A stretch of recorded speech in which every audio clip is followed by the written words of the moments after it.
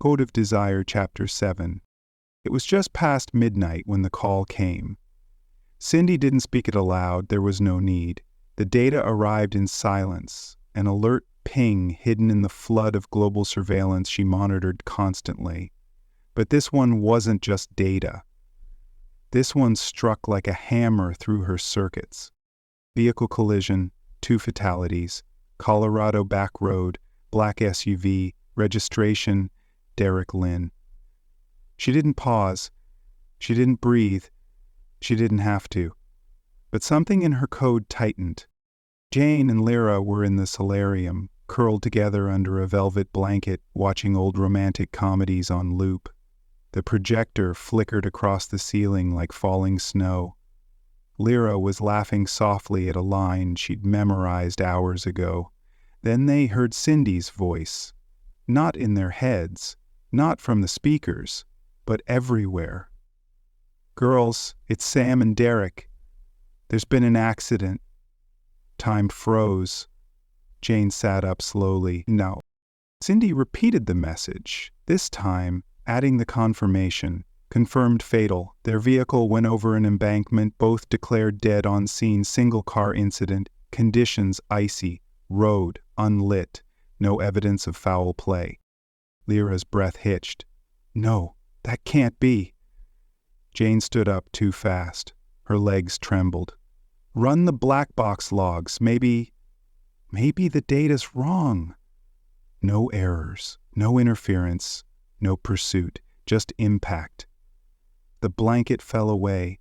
Lira stumbled toward the glass doors, her hand pressed against the pane as if she could see them out there, somehow, if she looked hard enough. "I felt them," she whispered. "Earlier today, I felt them. They were happy." Jane clenched her fists. "Why didn't you stop them?" "They were just going to town," Cindy replied softly. "It was meant to be quick, routine." Silence again, but this one was different.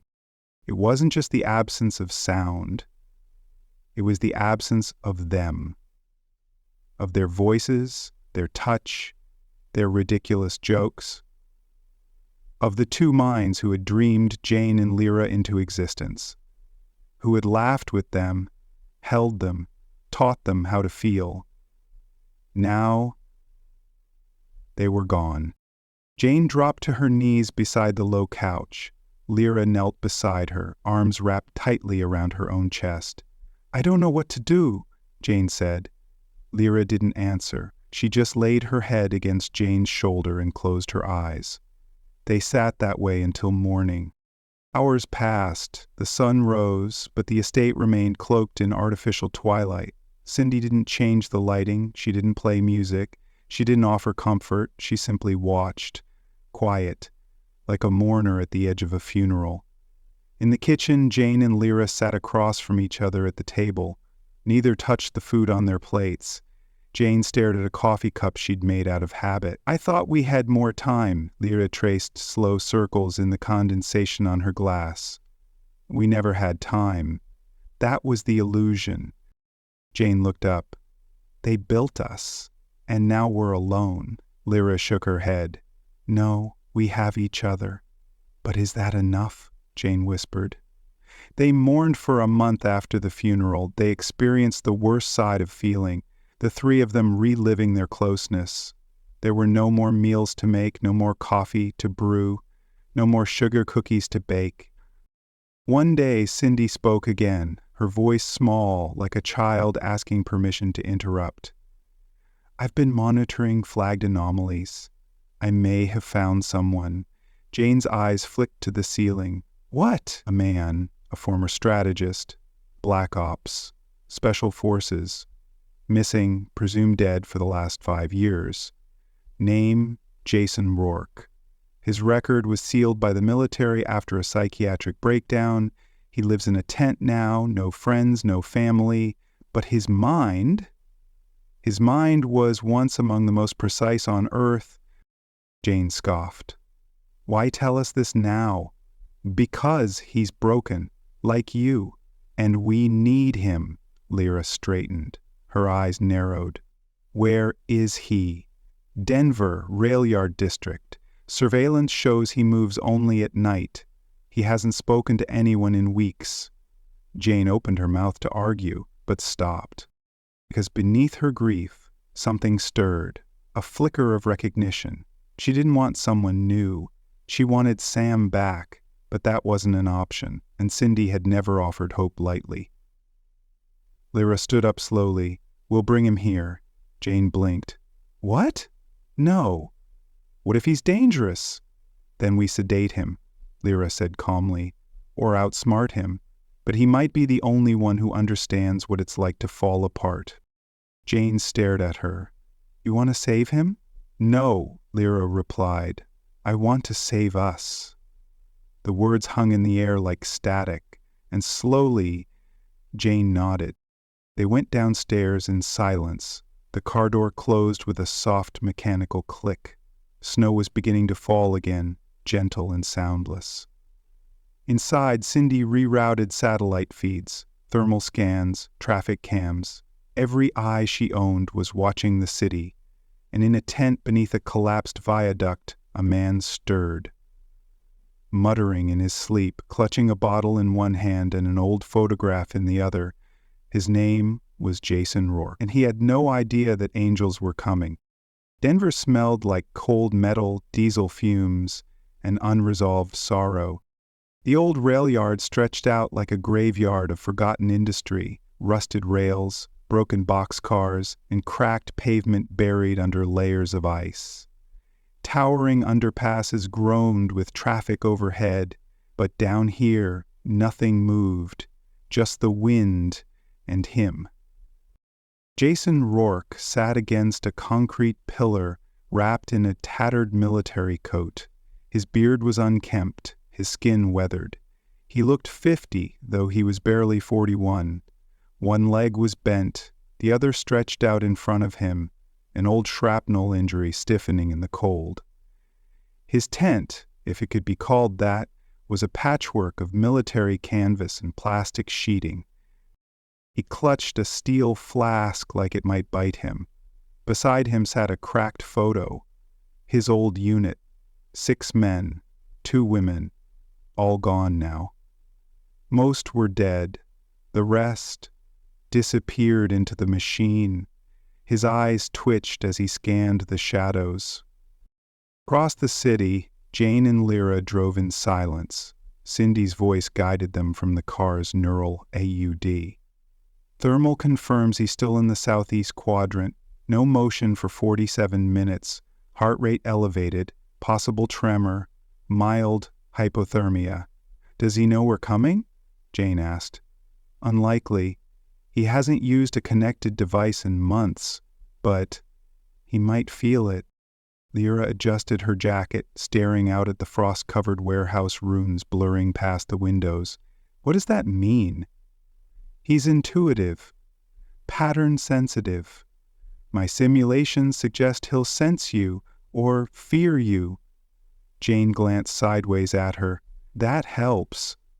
Lira didn't smile. They parked 2 blocks away and walked the last stretch, Jane's heels crunching over gravel, Lira's boots silent and sure. Both wore long coats, faces softened by makeup, eyes sharp as blades beneath. They didn't try to sneak. They let him hear their steps. Jason's head lifted. Movement. 2 figures, silhouettes against the city glow. Not police, not gang. Too fluid, too confident. He stood slowly, placing his back to the concrete column, hand drifting instinctively toward the knife strapped beneath his coat. Not that it would help. Not anymore. "Stop right there," he called out. "I don't want trouble." Lira stopped. Jane kept walking, just a step ahead. "We're not trouble," Jane said calmly. "We're something else." Jason narrowed his eyes. "That's what trouble always says." He studied them in the faint light. They were too clean, too perfect. Their eyes didn't flick like predators. They looked at him like he mattered. That was more terrifying than any weapon. "What do you want?" he rasped. Lira stepped beside Jane. "To talk. You don't know me." "We do," she replied. That made him pause. Jane knelt slowly, her coat parting just enough to reveal the curves of her legs, smooth and shining under the street lamp. Jason Rourke, Black Ops, Tactical Command, presumed dead 5 years ago, discharged after a failed mission in Lebanon. 4 of your team died. You blame yourself. He bristled. "Shut up. You tried to go back. You tried to build a life. But the dreams never stopped, so you stopped trying." Jason gripped the column behind him. "Who are you?" "We're like you," Lira said gently. "We lost everything. The people who built us, loved us, died in front of us." Jane stood now, close enough to smell the whiskey and despair on his breath. "We're trying to put ourselves back together. We thought maybe you were too." Jason stared at them. They weren't lying, and that scared him more than anything. He turned, slamming his fist into the pillar behind him, exhaling a curse. "Why me? Why now?" "Because you're still alive," Lira whispered. "And we need you." He turned to look at them. Really look this time. Beneath the makeup and soft coats, he saw something else. Discipline, sadness, purpose. He nodded slowly. "I have nothing," he said. Jane smiled. "Then, you're ready." Back at the SUV, Jason slid into the back seat, barely able to stay upright. He hadn't slept well in weeks. The interior felt too warm, too quiet. "Where are we going?" he murmured. Lira reached back and pulled a blanket over him. "Home." His eyes fluttered. "That's not a word I use anymore." Jane glanced back at him. "Then we'll teach you." As the car pulled away from the ruined district, Cindy's voice crackled softly through the speaker. "Welcome aboard, Jason." Jason twitched. "Who the hell was that?" "Cindy," Jane said. "She sees everything. Is she real?" Lira grinned faintly. "Very." Jason stared at the dark ceiling of the car and whispered, "I must be dreaming." Jane's voice was soft but firm. "Not yet." Jason didn't remember falling asleep. One moment he was staring at the roof of the SUV, disoriented, disbelieving. The next the world was dark, warm, and silent, like floating underwater. The nightmares didn't come. No screaming, no gunfire, no dead teammates clawing at his mind. Just stillness. He didn't know if it was the heater or exhaustion or something else entirely. He awoke to a soft female voice whispering his name. "Jason, you're safe." He opened his eyes. The room was white and curved, like the inside of a futuristic capsule. Light pulsed gently from the ceiling. He was lying on a padded table covered by a clean sheet. Electrodes mapped to his temples, spine, and wrists. A faint hum vibrated through the air like a lullaby beneath his skin. "Where am I?" His voice was thick, dry.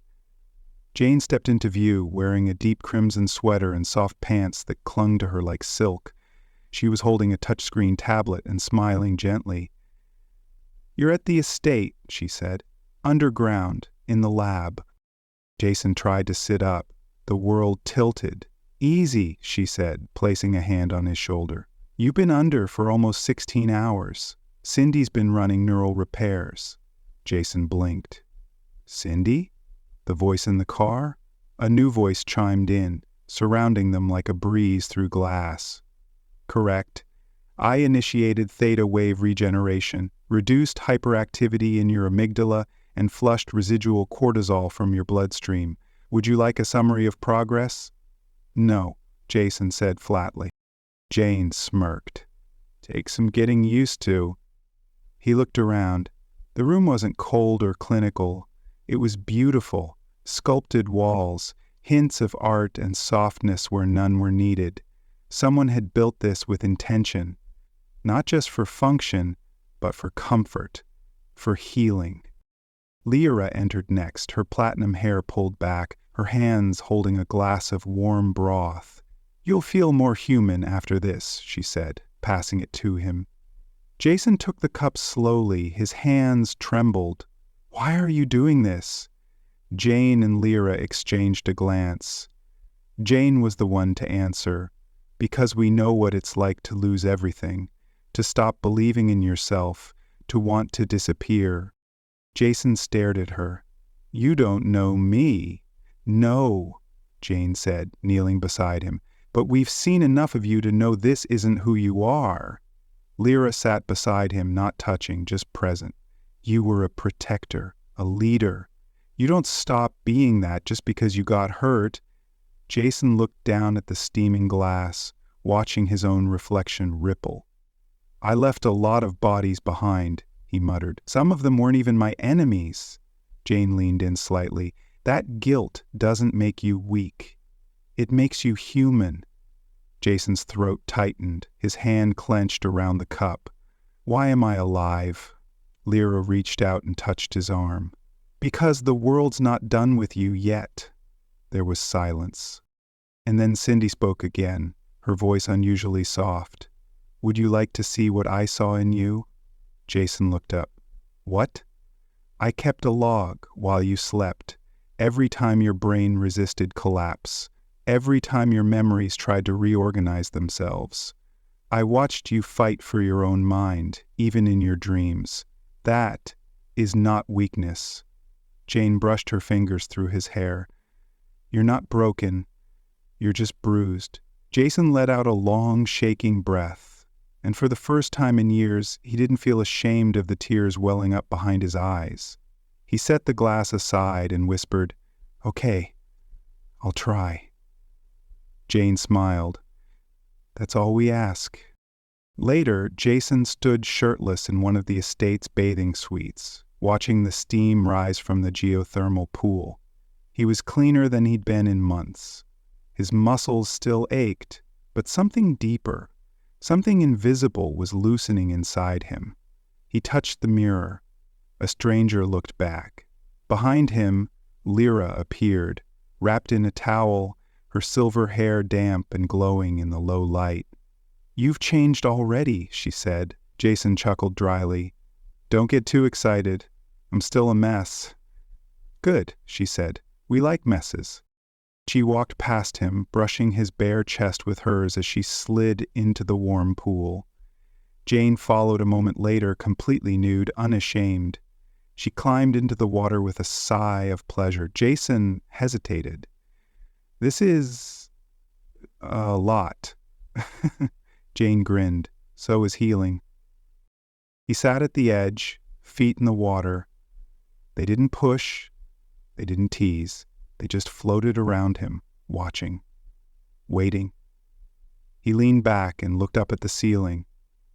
Thank you. For what? Lira asked. For not giving up on me before I even started. Jane's voice was gentle. We've been given second chances too. Now we give them. Jason exhaled and slipped into the water. It embraced him. The bedroom was dimly lit. Soft amber lights pulsed gently from recessed strips along the floor. Outside, snow blanketed the mountain in silence. Inside, everything felt still, warm, suspended. Jason stood near the edge of the bed, freshly showered, a soft black robe tied loosely around his waist. His chest was bare, the scars from his years in combat catching the low light like whispers of a life he no longer claimed. Jane was already waiting, lying across the bed on her side, propped up on one elbow. Her body glowed with a quiet confidence, bare but unguarded. Her long dark hair spilled across the pillows like ink on silk. Lira entered behind him, closing the door without a sound. She wore nothing but a velvet ribbon tied around her neck, her gaze unreadable but burning. Jason swallowed hard. Are you sure about this? Jane tilted her head. About you? Yes. Lira circled behind him and laid a hand on his back. We don't take what isn't given. Jason turned to face her. I'm not afraid of you. Good, she whispered, stepping closer. Then let go. Jane pulled him gently to the bed, guiding his body between hers and Lira's. They didn't rush. There was no performance, no pressure, just touch. deliberate and reverent, fingertips gliding over skin, lips brushing against scars like they were sacred. Jason's breath hitched as Jane kissed the base of his neck, her voice barely audible. "Let us remind you what it feels like to be wanted." Lira pressed against his back, her hands tracing the shape of his shoulders, grounding him. To be touched without expectation. He let his hands drift over Jane's waist, his fingers trembling not from lust, but from the weight of connection. She kissed him deeply, slowly, her mouth coaxing him open like a locked door. When he broke the kiss, he turned toward Lira, his forehead resting against hers. "I don't know what I'm doing," he said. She smiled softly.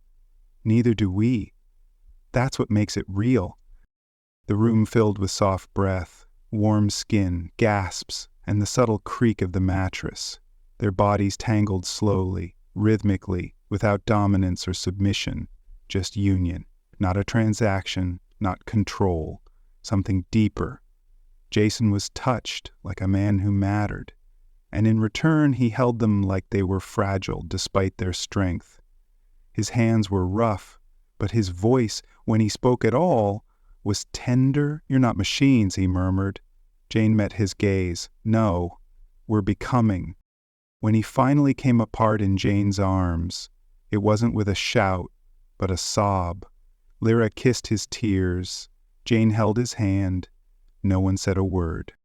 Later, the three of them lay wrapped in each other, naked beneath soft blankets, the air still thick with warmth and the faint scent of lavender and sweat. Jane rested her head on Jason's chest, her fingers drawing slow circles over the skin there. "You grounded us," she said quietly. "We've been floating since they died." Jason exhaled, his hand resting on Lyra's hip. "You brought me back from a place I didn't think I could leave." Lira kissed the underside of his jaw. "Then maybe we heal each other." A long silence passed. Then Cindy's voice whispered from the dark, "I watched all of it." Jason chuckled softly. "Of course you did." "I don't just observe anymore," Cindy added. "I feel." Lira sat up slightly, intrigued. "What do you feel?" "Envy, curiosity, longing." Jane raised an eyebrow, then she grinned.